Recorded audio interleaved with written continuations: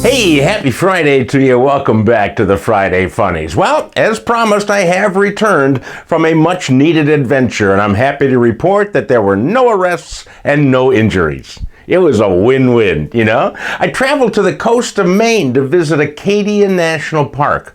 Also, Maine was my 50th state to visit. Now I have the whole collection. Well, the stories I returned with are too long to feature here, but you can read all about them as a series on my blog right here, daleirvin.com/blog. The primary food featured on the coast is lobster, or as they pronounce it, lobster. I thought that since lobster was available right offshore, it would be reasonably priced. Silly me, it costs more here than it does in Nebraska. It was, however, quite tasty, and you'll read all about Maine's other specialty foods in my blog right here. Anyhow, while I was gone, stupid people continued to do stupid things, and faithful Friday Funnies followers made me aware of them. Funnies fan Donna Earl made me aware of Behan Mutlou, a 51-year-old man in Inigol, Turkey.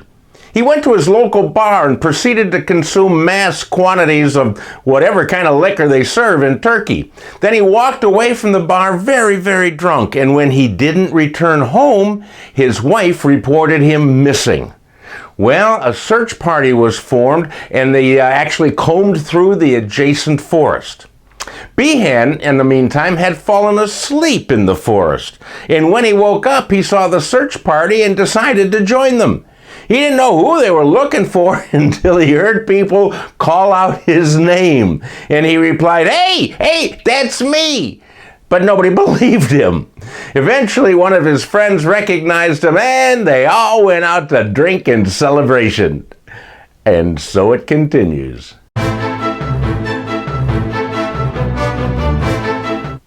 Alert Funnies follower Steve Wilson sent a story from his hometown paper in Gainesville, Georgia. And it's about a man who had a problem with Joro spiders.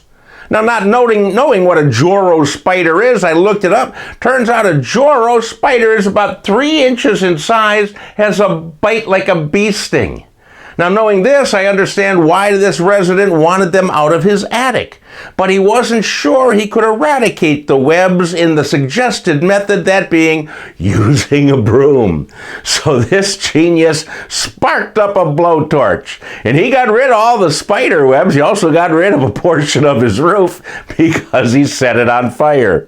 The fire inspector said the fire was accidental and was the result of arachnostupidia.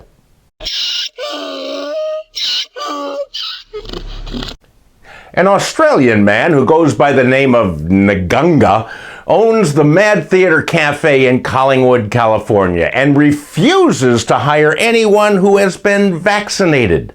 Naganga's reason is that he doesn't want any of his employees to turn into zombies.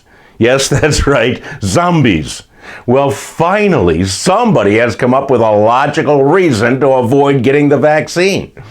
His anti-vax stance even extends to his customers. If a customer is vaccinated, they have to eat outside. Now, I don't know what kind of food is served at this cafe, but if any zombies happen to stop by, they will probably starve, because zombies feed on brains. And they're not going to find many at the Mad Theater Cafe. Congratulations, Naganga. You're our dumbass of the week. And that's it for another week, my friends. Thank you for joining me. Please pass these along to all of your friends, your relatives, people you don't even know. And I will see you back here next Friday.